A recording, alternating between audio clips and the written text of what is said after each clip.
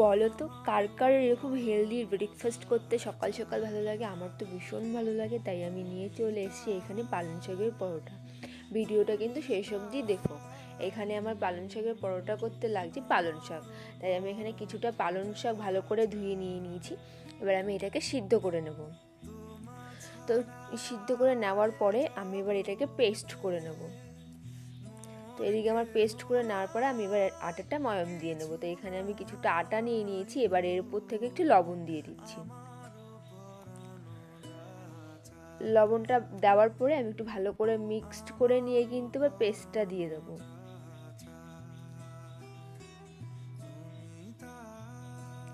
পেস্টটা দেওয়ার পরে আটার সাথে পেস্টটাকে কিন্তু ভালো করে একটু ময়াম দিয়ে দিতে হবে। কিছুক্ষণ ময়াম দেওয়ার পরে এবার আমি পালং শাক যেই জলটাতে সিদ্ধ করেছিলাম সেই গরম জলটাই আমি দিয়ে একটুখানি আবার ভালো করে ময়াম দিয়ে দেবো। কিছুটা ময়াম আমার হয়ে এসছে, আমার আর একটু ময়াম দিতে হবে। দেখতেই পাচ্ছ ভালো করে ময়াম হয়ে যাওয়ার পরে কিন্তু সময় থাকলে 10 মিনিট রেস্টে দিতে হবে। তো কিছুক্ষণ রেস্টে দেওয়ার পরে ভালো করে আমি আবার একটু ময়াম করে দেওয়ার পরে এবার কিন্তু আমি লেচি কেটে নেব। তো একে একে আমি বাকি লেচিগুলো কেটে নিয়েছি। কাটার পরে কিন্তু আমি এগুলোকে ভালো করে একটু শেপ দিয়ে দিচ্ছি। দেখতেই পাচ্ছ এখানে আমার লেচিগুলো সব কাটা হয়ে গেছে। এবার আমি কিন্তু প্যানটা গরমে বসিয়ে দেবো। তো প্যানটা গরম হতে হতে এদিকে আমি কিন্তু বেলে নিচ্ছি। সুন্দর করে উপর থেকে একটু আটা ছড়িয়ে কিন্তু এবার আমি বেলে নেব।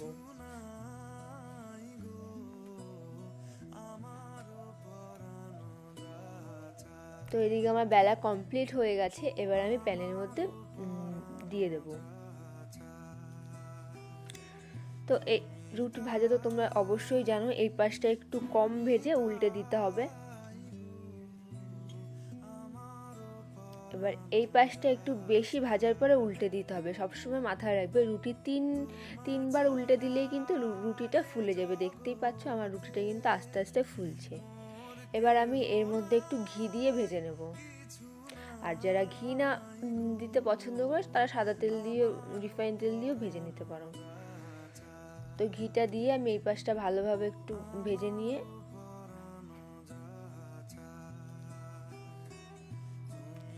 এবার আমি উল্টে দেব। তো দেখতেই পাচ্ছ এই পাশটা আমার সুন্দরভাবে ভাজা হয়ে গেছে। এবার এই পাশটা ভেজে দেবো একটু।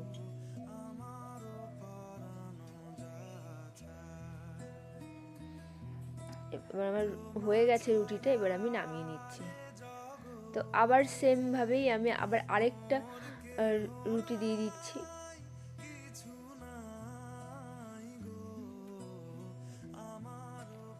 ঠিক এইভাবেই একে একে আমি বাকি পরোটাগুলো কিন্তু করে নিচ্ছি। এটা রুটি না, সরি, এটা পরোটা হবে। একা একা আমি বাকিগুলো দিয়ে দিচ্ছি। সব কটা দিয়ে কিন্তু এবার এখানে দেখতেই পাচ্ছ আমি নিয়ে নিয়েছি দুটো পরোটা নিয়েছি, আর এখানে আমি একটু মেয়োনিজ আর সস দিয়ে দিচ্ছি। তোমরা চাইলে অন্য কিছুর সাথেও খেতে পারো, বাট মেয়োনিজ আর সসের সাথে কিন্তু আরও বেশি ভালো লাগছিলো। তো তোমরা এরকম হেলদি রেসিপি পেতে কিন্তু অবশ্যই আমার চ্যানেলটিকে সাবস্ক্রাইব করো। আর হ্যাঁ, লাইক আর শেয়ার করতে কিন্তু ভুলো না। বাই, দেখা হচ্ছে নেক্সট একটা ব্লগে।